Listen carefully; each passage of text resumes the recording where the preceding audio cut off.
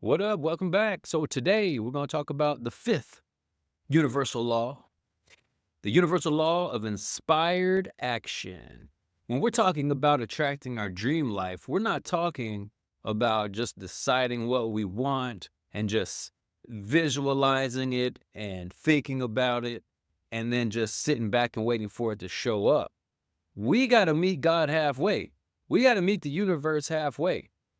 And by meeting halfway, I'm talking about we got to do something.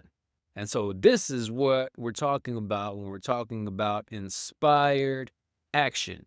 You got to do something. The law of inspired action is about taking meaningful steps to your goals, but it's not about grinding yourself down. The great Tim Grover has a quote about the grinding culture that the grind hard, no sleep people have, right? And so his quote says, "What happens when you grind something? It turns to dust." And the quote that I ascribe to that I really enjoy, it comes from a real estate guy named Thatch Wynn, is don't grind, align. And so what that means is you don't want to just grind, just work, work, work, grind, grind, grind. You need to align. And what we spoke about in the last video is align with the person that you're trying to become. Certainly, you have to do something, but it's not what most people think. It's not like the hard work, the stress and anxiety and grind, grind, grind, grind, grind, because that's, as we've discovered, just going to create more of the things that we don't want with the stress and anxiety of always grinding. This law focuses on inspired action. What I mean by inspired action is that action, that those steps that feel right in your gut, right? Those things, those actions that feel right. It's less about forcing things to happen and more about tuning into that inner guidance and doing what it says, doing what feels right. Think of the law of inspired action as the follow-up to the law of attraction. So while the law of attraction helps you visualize what you want, the law of inspired action asks, what you gonna do about it? This law separates wishful thinking from actual progress. You can visualize your goals all day long, but if you're not willing to step out of your comfort zone, you're gonna stay stuck and nothing's gonna happen. Like, have you ever had a nudge to call someone or take a different route home or give a stranger something? Or maybe you decided to pick up a book that's been sitting on your shelf for months, or say yes to some opportunity that popped up that you generally wouldn't say yes to. So that is the law of inspired actions. Those seemingly small, insignificant little nudges of, hey, do this. Hey, don't do that. Hey, do this. That's what the law of inspired action is. So it's taking action on those, but hearing those little intuitive nudges and then taking action on it. That's the authentic voice of God speaking to you and guiding you. And when you start listening and being obedient to what you're being guided to do, that's when everything starts falling into place.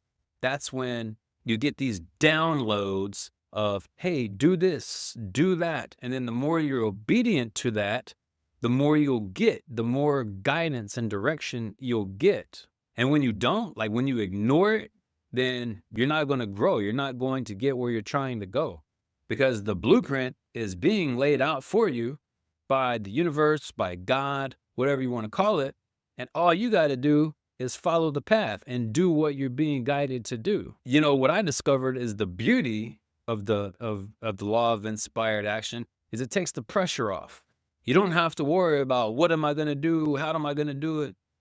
You just get quiet, get real sensitive to that voice and listen. And the more you're obedient to it, the more you're going to be guided and directed. You don't have to have it all figured out.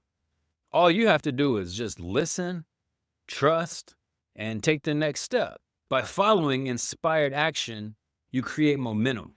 One small step leads to the next one, and this one leads to that one. And then suddenly, doors that you never even saw begin opening up. Opportunities that you never even imagined start coming to you. It's a way to just stay in flow, avoid burnout, and really enjoy creating your life.